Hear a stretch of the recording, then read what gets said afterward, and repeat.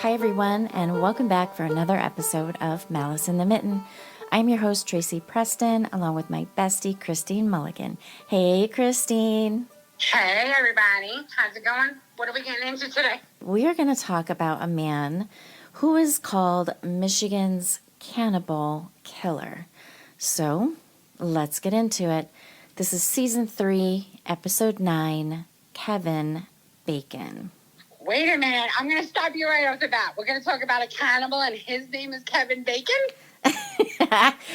No. Are you for real? Are you pulling my chain? No, it's like straight up. The victim is named Kevin Bacon. You literally said that we're going to talk about the Michigan cannibal, and then you said Kevin Bacon, where he sounds like the tasty one and not the one that's eating people.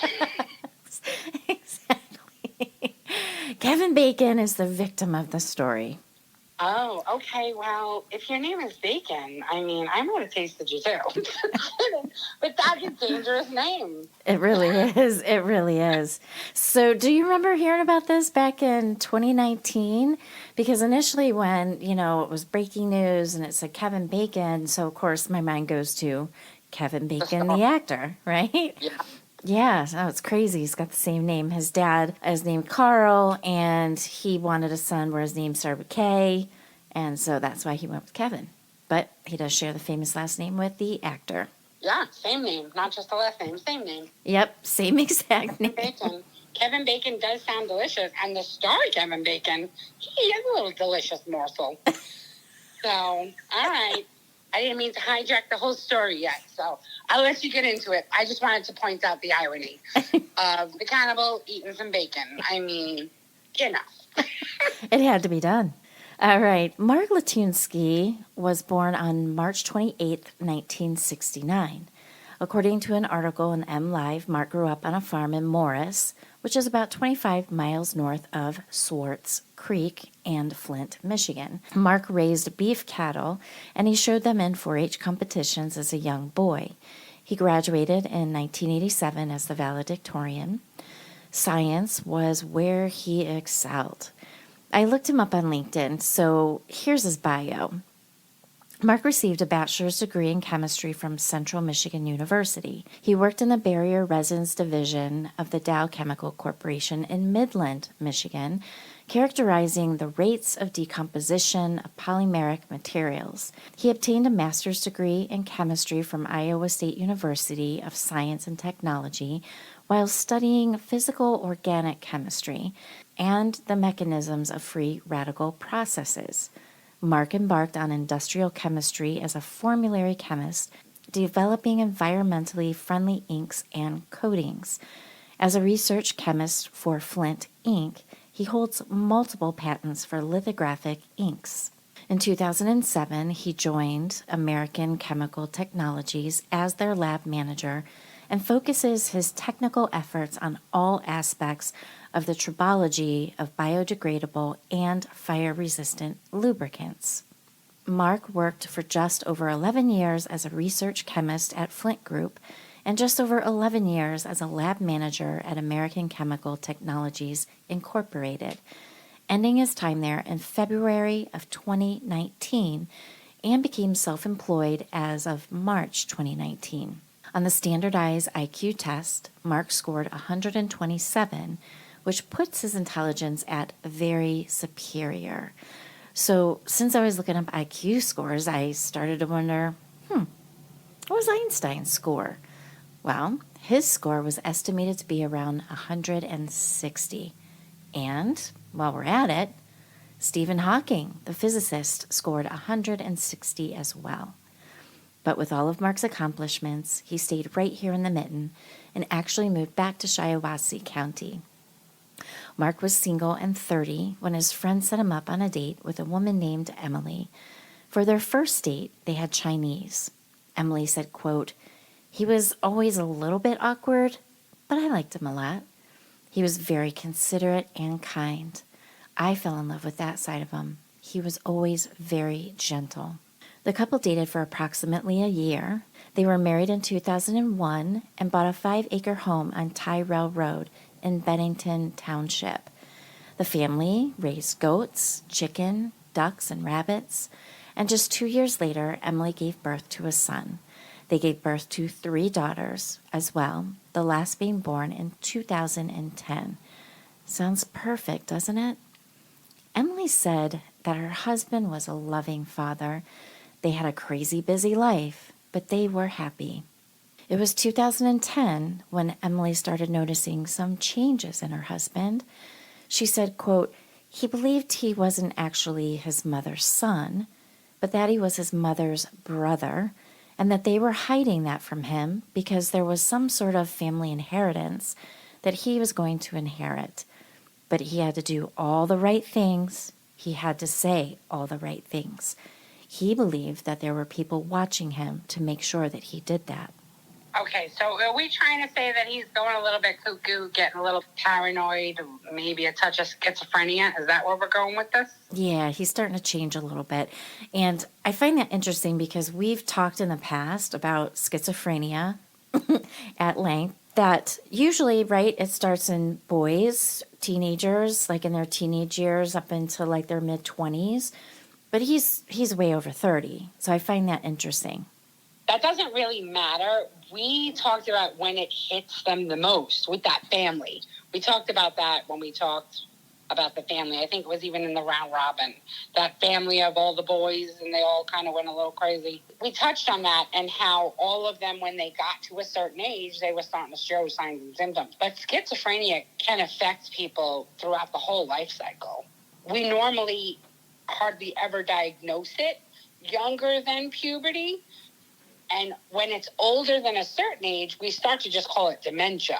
It's all the same thing, right? The wires start to get a little crossed. Paranoia starts to set in. Anxiety rears up and races furiously. Every time we talk about all of the varying mental disorders, we talked about previously how they kind of really all overlap in varying degrees. Yeah. Plus, I'm also wondering, this dude was working with some pretty heavy-duty chemicals.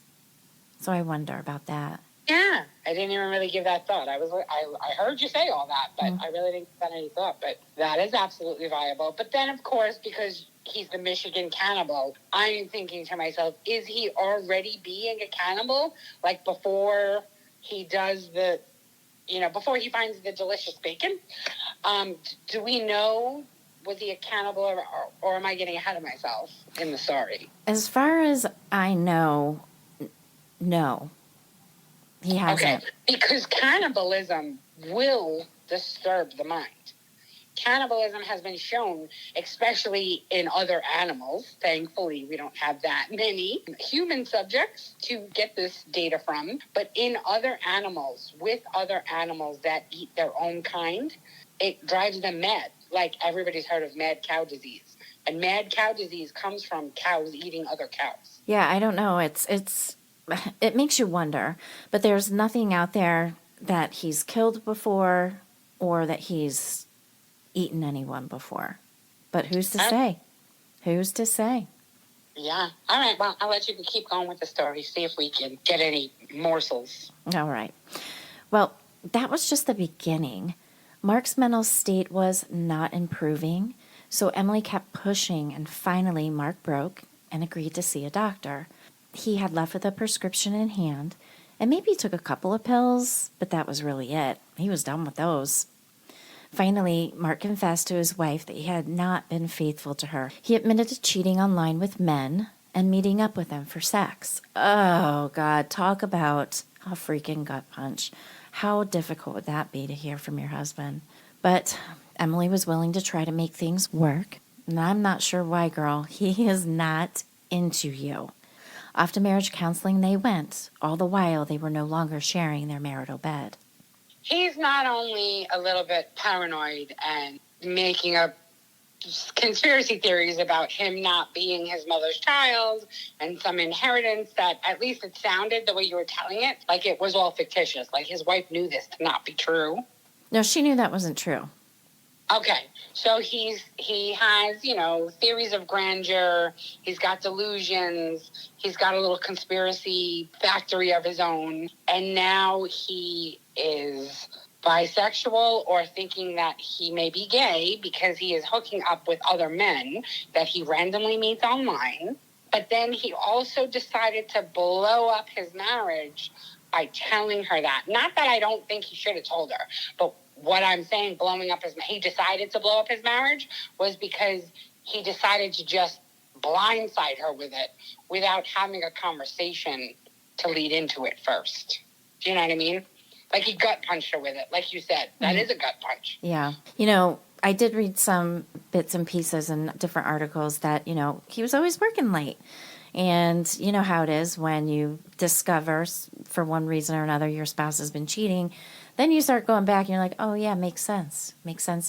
He was always late. He was this and that. So effectively, you could start putting the puzzle together. Absolutely. Yeah. Yep. So Mark would accuse Emily of being a part of the conspiracy against the inheritance that didn't even exist. Over the next couple of years, things didn't get any better, and Mark actually was admitted to a psychiatric ward for treatment. But the straw that broke Emily's back was the moment Mark reported her to CPS for child neglect. Well, that was it. She took the kids, moved out, and filed for divorce in 2012. But after all the reported psychiatric history of Mark, he was still granted unsupervised visitation with his children. Oh, hell to the no. If they were going mentally unstable, there is no way in hell my children would be with them unsupervised. Agreed. That is insane. That's totally nuts. Right. So she moved out, filed for divorce 2012, and in 2013, Emily was losing her mind. It was Mark's time with the kids, but he never showed up with the kids when his time was over. She couldn't get a hold of him. She had no idea where he was or where her children were.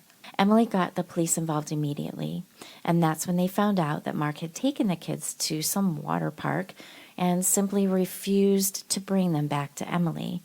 So he was arrested and charged with kidnapping, which is a felony. Now, due to his mental history, the court had ordered a competency evaluation, of which he failed and was deemed incompetent, and the case was dismissed. A colleague of Mark said, quote, he just thought everyone was out to get him. Now, Mark did remarry in 2015, and this time to a man named Jamie Arnold. By September of 2019, they were separated. Jamie had left the home, which was the same home Mark lived in with Emily and the kids. Jamie said, quote, I knew something wasn't right, but I didn't know it was to that extreme. He was progressively saying stranger and stranger things, like the neighbors were polluting our water supply. Now, I watched the 3-hour interrogation of Mark, and one of the things I heard him say was that the water in his house was not any good, and said that arsenic was in the water of a friend's apartment. Okay, so the background on Mark is that he's wicked intelligent, had a job making over 6 figures, and worked for years with some serious chemicals. He gets married, has a bunch of kids, but is cheating on his wife with men he randomly meets online. Mark's mental health is declining. He gets married to a man named Jamie, and after 4 years they separate, and Jamie moves out in September of 2019. So here's the litany of Mark's diagnoses. Severe chronic and major depression with psychotic features, adjustment disorder with depression, and paranoid schizophrenia, and borderline personality traits. So there's that. And he won't take medication. They don't like the way it makes them feel. Mutes them, so to speak. Right, Christine? Yeah, a lot of them do complain about how they feel like they're living in black and white when they're on medication, or they feel heavy, like on those hangover days or those days post really heavy workout. Like you're kind of achy all over, you don't really want to move, and nothing really sparks. Well, it's, they're taking the antipsychotics. I would imagine that it would almost be something like, how about when you wake up and your arm's completely asleep? You touch it, it feels weird, doesn't feel like you at all. Yeah, that's a good way to talk about it too, where sounds are muted, noises are muted, colors are muted, and they just don't feel like themselves. Associate that with your whole body. Yeah, it's kind of like this guy's living on a bipolar high when they're on the upswing. Yeah. It's exciting. It's invigorating. They're go, go, go. Yeah, but the thing is when schizophrenia gets to a point or borderline disorders get to a point, medication is definitely needed because that is essentially what it is misfiring of the brain. Yeah. You can't last long like that without medication, unfortunately. Yep, agreed. So let's talk about this online app Mark uses to hook up with men. It's called Grindr. So if you don't know, quote, Grindr is a dating and meeting app predominantly used by gay and bisexual men and the trans and queer community. It uses your device's GPS to locate other users nearby and displays their profile pictures in a grid, ordered by their distance from you. Tapping on profile pictures opens the full profile where you can initiate a chat. I can only speculate as to why Jamie and Mark separated. Was it Mark's declining mental health? Could be. Was one of them cheating? Maybe. But that's really none of our business. But the fact is, someone with mental illness, multiple ones, has lost another person he loved. He's not working or at least leaving the house to work, so he's all alone and not taking any medications. And that right there is something that should frighten everyone. Well, Mark was looking for sex, and like so many, he fires up Grindr to find a hookup. One of the people he is chatting with is a man named James Carlson. He was a 48-year-old man from New York. Now, I read that James thought he was chatting with Jamie, Mark's ex, but it was really Mark. Now, I'm speculating that plans were made for Jamie to meet James at the bus station for some kinky fantasy sex, just like they had been planning. Within their exchanges, there was talk of fantasy, what they would do to one another, BDSM games, a special chamber just for him. Now, I just want to say something. I am not looking down on this lifestyle. If that's what you're both into, what does it matter to anyone else? And I'm sure you don't want anyone looking into your bedroom with your kinky shit. You know what I'm talking about. All right, moving on. We're going to move away from that topic real quickly before we get into my time. Oh, amen, sister. Moving on. On October 10th, 2019, James Carlson hopped on a bus to Michigan. Yeah, you heard that right. A freaking bus. That's a long ride. Now, here's what I kind of pieced together here. James thinks he's talking to Jamie. He makes this special long bus ride from New York to Michigan to see Jamie and play out the fantasies they've talked about in Carlson's torture room. And I say that because that was in their conversations with one another.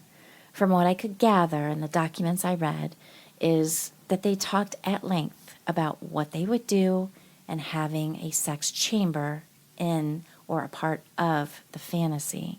So James arrives at the bus station, but it wasn't Jamie that he saw. Later that night, 911 received a call. Quote, this is going to sound a little vague. I'm here in Detroit. I'm from New York, and I met this guy at the bus station who offered me a ride. And I'm not really sure where I am, but I broke out of his fucking basement and I need a ride. I'm in trouble. I couldn't find my way back to his place if I wanted to. Sweetheart, I need help. The 911 operator said, quote, okay, I'm going to get you help. Are you walking down the street right now? James said, Yes, ma'am, I am. I don't know if he drugged me. I don't know. I woke up in this fucking basement, okay? Chained in the basement with a leather thing on my ankle, and I cut it with a butcher knife that I have in my fucking hand. Excuse my French. I met this guy. I'm bi, he's cute, he hit on me. I don't know, we went out to the car. We went to the store. We had a soda. I woke up in the basement. He obviously drugged me. The 911 operator said, quote, do you know what his name was? James said, No, and I don't want to pursue it. I want to go home. The operator said, quote, when I get a trooper close to you, I'm going to need you to put down that butcher knife. James said, quote, I'm flagging down whoever this is, so if it's that maniac, you're going to hear some crazy shit. I don't know. I think this is a cop because that looks like an extra bright light, so I'm putting this down. I am unarmed. It is on the guardrail. Once James saw it was an officer, he again made it clear that he was not armed. Feeling safe, James broke down and said, quote, I'm just really happy to see you. through his tears. It was approximately 2:30 in the morning when the call was placed to 911.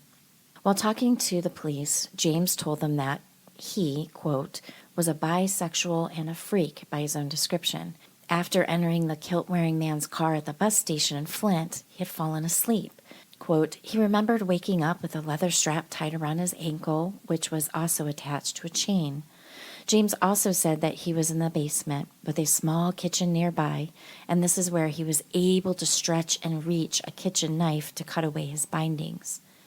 James was not able to describe the man's vehicle, or the home where he was taken and bound in the basement.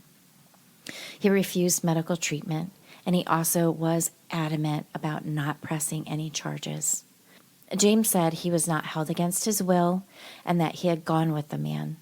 Without James wanting to cooperate, there was nothing that could be done. But this wouldn't be the last call police would receive. Nope, there would be more. Police re-interviewed James a few months after Kevin's murder. He said that he was embarrassed of the situation the night he had called 911, and he didn't want his private life exposed, and that's the reason he didn't want to press any charges against Mark. It's now November 25th, 2019. Another call to 911 from another young man whose name has been redacted. He told the operator that he had escaped from a home on Tyrell Road in Shiawassee County in Bennington Township. It was approximately 5 p.m. when he had escaped. He, like James, had no idea where he was. In the police report, the officer had written, quote, the caller ran to 910 West Tyrell Road, only wearing a leather kilt with colored hair and painted fingernails and toenails. He was out of breath and said he was chased by a man that chained him. He said he was there to help a man move some tile. Later, they learned the man came to Mark's home for sex. Quote, it was learned that the other person was Mark Latunsky, and this was not the first time the two of these men had a sexual encounter together. When the police were able to pinpoint which home the man was in, they had gone to the home and knocked on the door. It was Mark Latunsky that answered. He, like the man who had escaped, was wearing only a leather kilt and suspenders. No socks, no shoes, no shirt. The man said he thought he was there to help a friend. Then the next thing he knew, Mark told him that he was going to chain him up in the basement and that he was not going to be leaving. The kilt that the man was wearing was not his, it was Mark's. And during the 911 call, the man was being chased by Mark. You could hear it in the recordings of how afraid he was. And I also saw a news clip of the neighbor describing to the reporters the experience of it. The house where the young man ran to for help answered the door. A man was begging for help, only wearing a leather kilt. Then some man runs up trying to get to the guy saying he wants his kilt back. Lucky for this guy, Mark gave him a bathroom break so he could escape. Okay, can we just talk about these leather kilts? I'm sorry, every time you say black leather kilt, all of his victims escape, all the ones that have escaped in a similar, obviously not the same because they all escape with it, so they leave with it, but this black leather kilt. What is this guy's deal with black leather kilts, and why does he buy them in bulk? Well, you know what? I don't know. Now, Latunsky, that sounds like a Polish guy. That when you look at pictures of him, like you can find his Facebook, you can find his LinkedIn. Of course, there's other pictures like, when he was married to his husband, Jamie, the two of them were in images where they're both wearing these leather kilts. So I don't know if he still had Jamie's kilt and this was part of his fantasy of maybe keeping Jamie with him in some weird way. Oh, okay. Yeah, so he was definitely into the whole... He had both of them, apparently. Yeah, he had Jamie's. He's like, you're not leaving with that. That was $350. That's hysterical. All right, when the police arrived at Mark's place, he made it clear that he wanted his leather kilt back. The exchange happened. one black leather kilt for the man's clothes. Boom, done. But just like James, this man also did not want to press any charges. And here's the sad truth in both of these cases. Because these men were gay, neither of them wanted to press charges.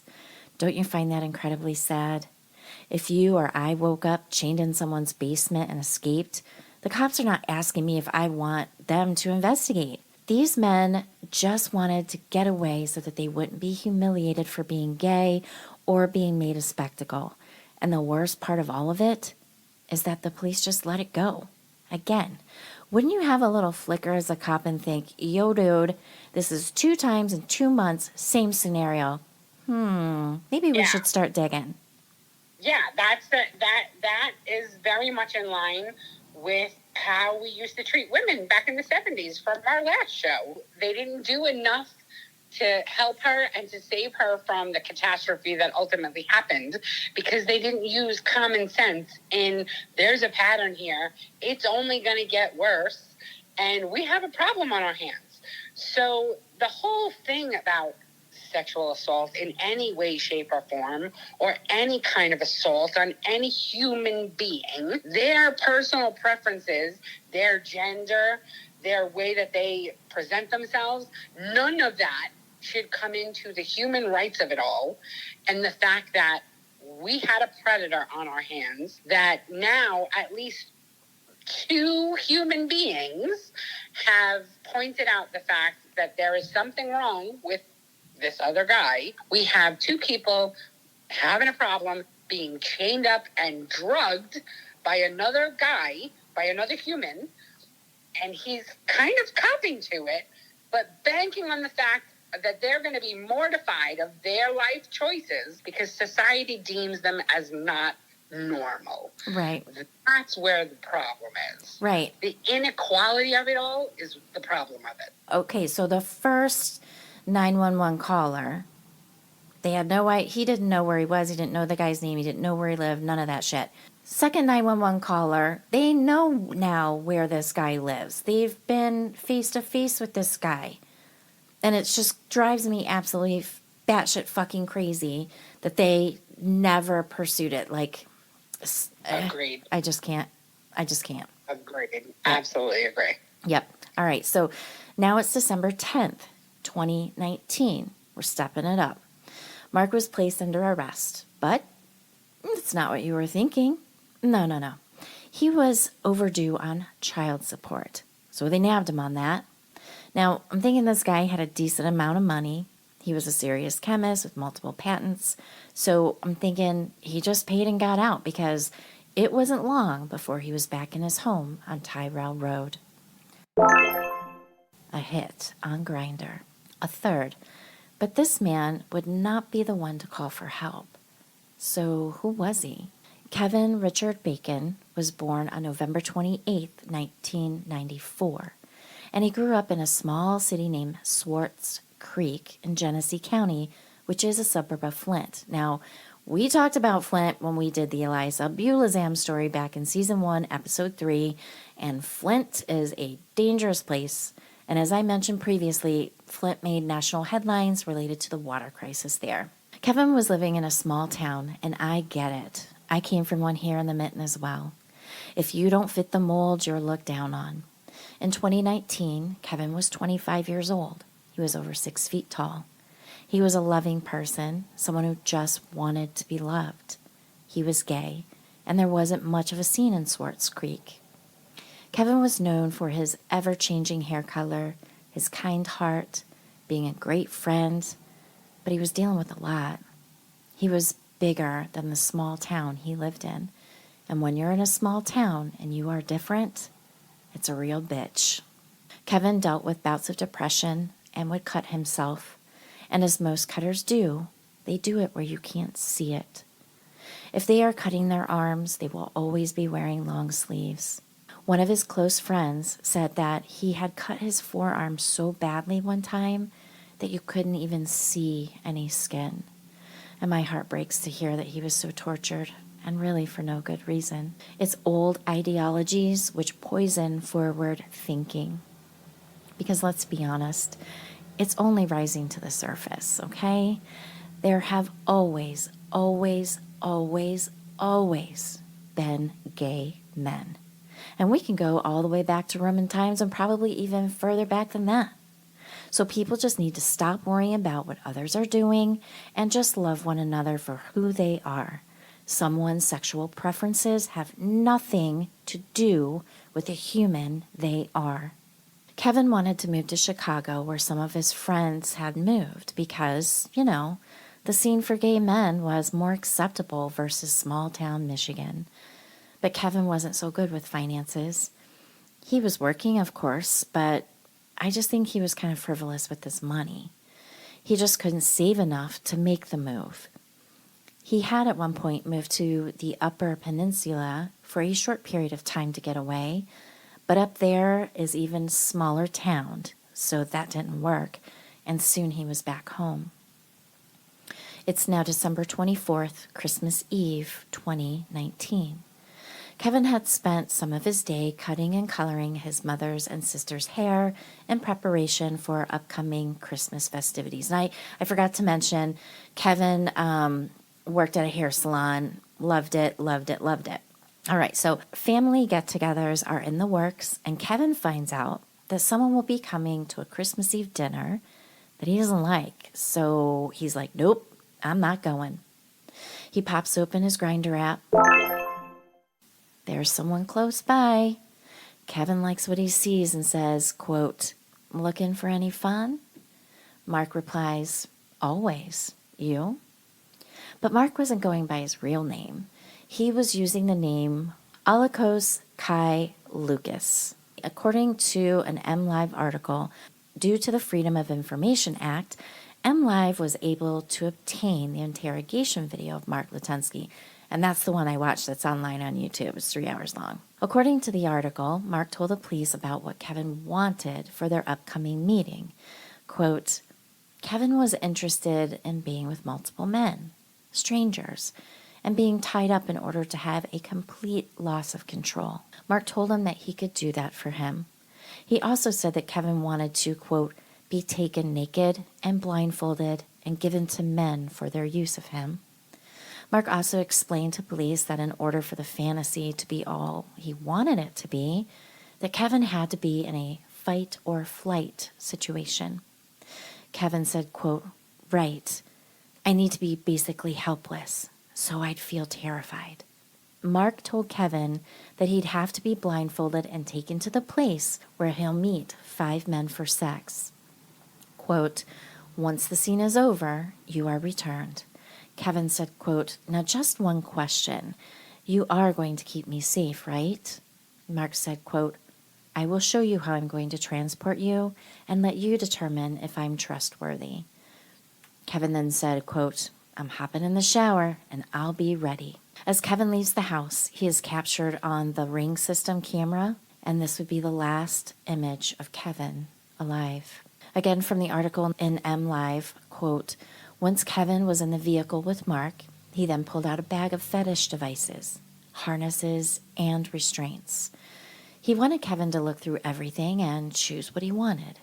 Quote, he looked at the Y harness, but it wasn't the right size. He put on the earmuffs and blinders, and because he was going to an auction, which was part of his fantasy, he also put on the leather wrist and ankle straps. But before Kevin gave all of his belongings to Mark to put in his car, he asked Mark if it was okay if he sent a quick text to his sister before the events of the evening kicked off. Mark, of course, agreed he should. Kevin's text said, quote, I'm going to be out for a while, actually. This is going to be fun. He's inviting more men. Merry Dickmas. I'm not sure when I'll be back. Probably will be out late. It's now Christmas morning, and Kevin never showed up for breakfast with the family. Something wasn't right. He would never miss this. The family learned from his roommate that Kevin had a date on Christmas Eve. The police were contacted, and missing person posters were hung. They were able to ping Kevin's phone and located it on December 27th of 2019. But here's what they found. Kevin's car and in the back seat was a bag that contained clothes he was wearing, his phone, his wallet, and basically everything that Kevin had had with him. Like he had just abandoned himself. Luckily, the battery was still going and the apps that Kevin was on were still open. They could see he had sent a text to his sister that said, quote, "It's going to be a very late night. If mom calls, tell her I'm sleeping. Haha." They saw another app that was open. The app that was open was Grindr. Call it happy accident because they could see the last conversations Kevin was having. They contained the context of the chats between Kevin and Mark, but also who the person was, but even better, the location. But Mark wasn't using his name. He was going by that Olikos Kai Lucas. Well, they found him.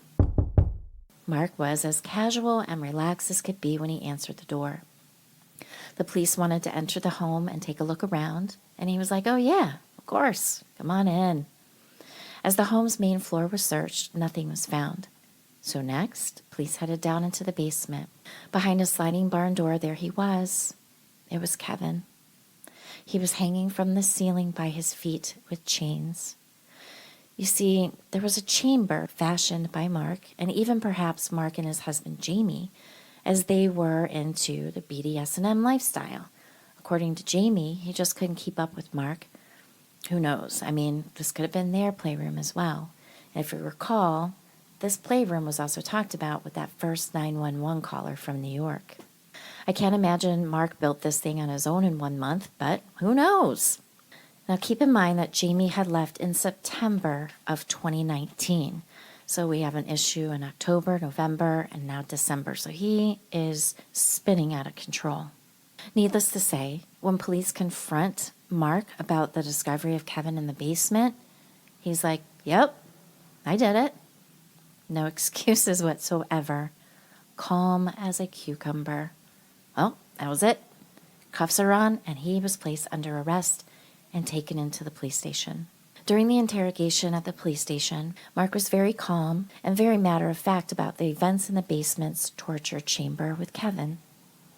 Mark had on what looked to be a dark green or black kilt, a maroon long-sleeve sweater, long shaggy beard, the size of his head cut short, but the top of his head had long hair which he had in Viking braids. He spoke softly and seemed at ease while giving the police every detail he could think of, and more. Mark said that Kevin was very clear that he wanted to have sex, that he wanted to fulfill his fantasy, and at the end of the night, he wanted to die. He also told Mark that he did not want to be alone when he dies, and that he wanted Mark to kill him and eat him. During his interrogation, he was very explicit in the details. He said that they had met in a parking lot. Mark was driving a van. Kevin was in the back of the van as they were discussing how the night would play out. That Kevin was adamant about his fantasies and that he wanted to end the night with his death. The way Mark explained it, they had spent a lot of time in the van in the parking lot talking about how the night would go. Mark wanted to make sure that Kevin was 100% in and clear on what he wanted. Now that Kevin was fully committed to the journey, Mark then put all of Kevin's things into the backseat of Kevin's car. Now again, please remember that this is Mark's account of the night. Mark drove Kevin to his home. They hung out in the kitchen for a little, then down into the basement, into the chamber. Both of them were naked, and according to Mark, the two of them had sex. Then they laid together on the floor of the chamber. Then it was time. Time for the final act of the evening. Mark said that Kevin wanted him to stab him in the back of the neck so that death would come quickly and painless. So that's exactly what Mark did. Now, in some of the documents I read, it said Kevin was stabbed in the back. Others say the neck. And from watching the interrogation video, it's clear to me that Kevin was stabbed in the back of his neck as Mark was demonstrating and pointing to the back of his neck to show police where he had stabbed Kevin. Maybe he was thinking that would sever the spinal cord, paralyzing him, and then he would pass. But Mark felt that Kevin was lingering and didn't want him to suffer. So Mark then slit Kevin's throat to speed things along. He then hoisted Kevin up with chains from the bindings he placed around his ankles. This would allow the blood to drain from Kevin's body. Now, Mark made the parallel that it's the same thing you would do if you were processing a deer during his interrogation. Now, there was a wooden hatch in the floor, and under that was dirt. According to Mark, this dirt was to absorb the blood, and Mark's intention was to take the blood-soaked dirt and use it to fertilize his yard. He had also intended to use other parts of Kevin's body as well for this purpose. Next, it was time to follow through with what Mark said were Kevin's wishes. He needed to eat Kevin. Mark then sliced open Kevin's scrotum and removed his testicles. He then proceeded to the kitchen in order to prepare, cook, and eat. During his interrogation, Mark had said that he eats Rocky Mountain oysters all the time. In fact, he currently had some in his freezer. He went on to explain that you slice the testicles into thin slices, then you saute them in Worcestershire and butter. And that's exactly how he prepared them. And when he was asked by the officers if he ate them, he said he had. Mark had other plans for the meat of Kevin's body. During their conversations prior to heading to Mark's home, it was decided that Mark should buy a dehydrator to make jerky with Kevin so that nothing would go to waste.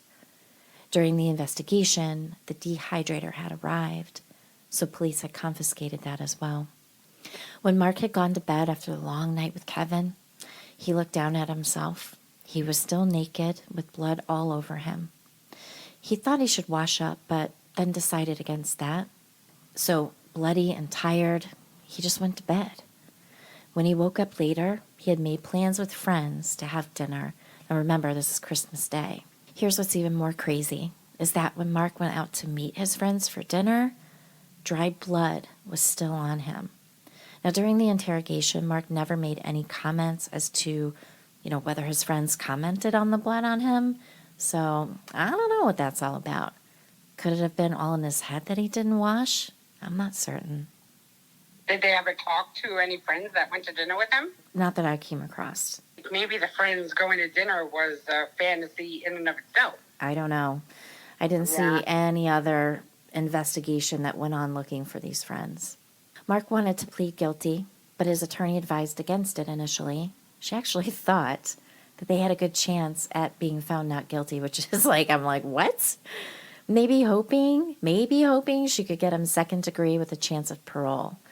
But as the time was drawing closer to a trial, Mark told his attorney and the court that he did not want to go through a trial and that he was going to plead guilty. So that's what he did.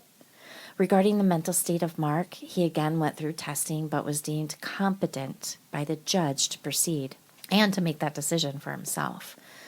Mark is serving a life sentence for first-degree murder of Kevin Bacon. And I remember when I first heard of this hitting the news, I was like, wait, Kevin Bacon, the actor?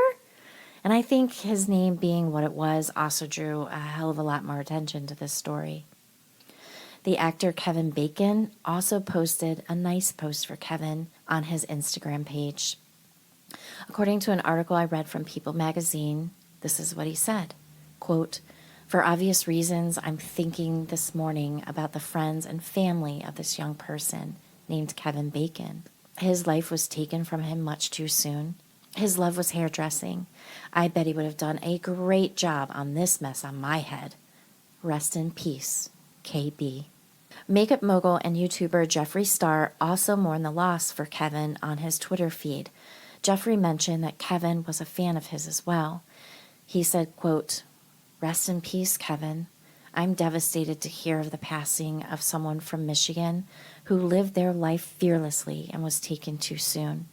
Please help his family in this horrible time." So Jeffree's sister had started a GoFundMe page, and so on this Twitter feed, Jeffree did request that people donate. Please help his family, right? Donate to the GoFundMe. And on top of asking his fans to donate, Jeffree also himself donated $20,000. That's pretty cool. Now, Personally, I don't buy the whole story that Mark told. I do not believe that Kevin wanted to die that Christmas Eve. Yes, he had suffered from depression. Yes, he had tried to harm himself in the past.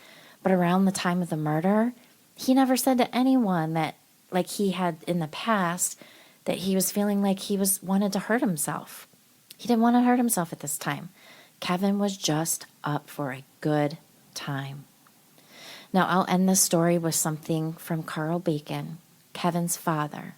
This is what he said of his son, quote, "He was a kind-hearted person who enjoyed his life and his work. He was a very good hairstylist. He had a natural talent for it. He was a very joyful person, a very sociable person, and everybody who knew him enjoyed being around him. He will be greatly missed, not only by us, but by all his friends and family," end quote. It just sounds like he was just the one that didn't get away. Because I think that this guy was just really losing his mind. And when you were talking about how his lawyer thought that she was going to be able to get him off, I bet she was thinking that because previously in the courts, he was deemed incompetent. So maybe she was hoping for a mental illness, get out of jail free for him. But I'm glad they didn't go that route. The mental health care system was not doing justice for him or anyone around him. So unfortunately, the penal system was the only way to go for him.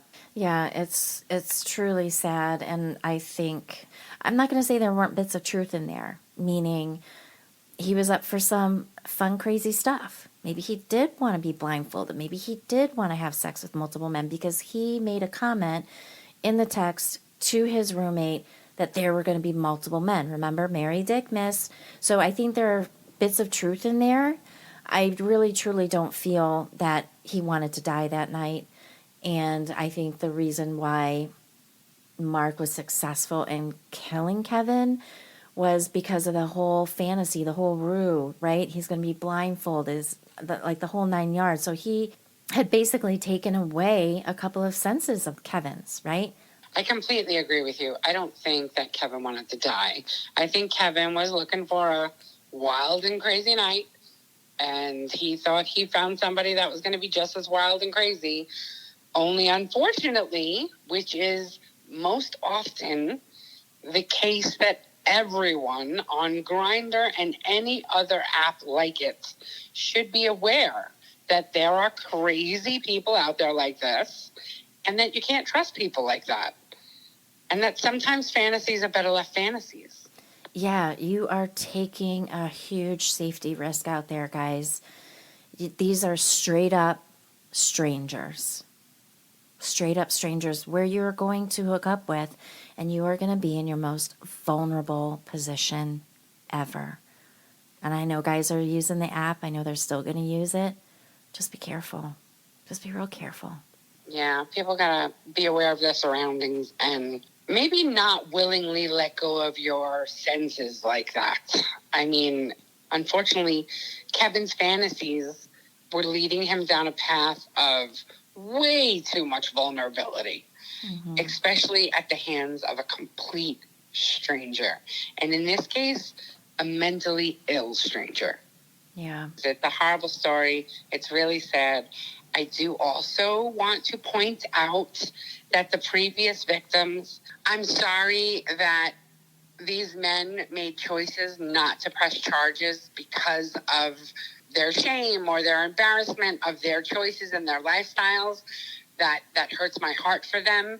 And I hope that we as a society open our minds a little bit and treat humans like humans, no matter what their preference, in whatever way, shape, or form, so we can stop crazy people from being serial killers. Because if either one of those two previous 911 calls pressed charges, Kevin would still be with us, probably, most likely. I absolutely agree. So with that, everyone, we're going to end the story. Please be careful out there. And everybody, just love everybody. It's kind of a theme we've got going. Love everyone. Be kind to everyone. Accept everyone. Everybody have a great rest of your week. And we will see you back on Wednesday for Round Robin. Have a great week, everyone. See you next time. Bye.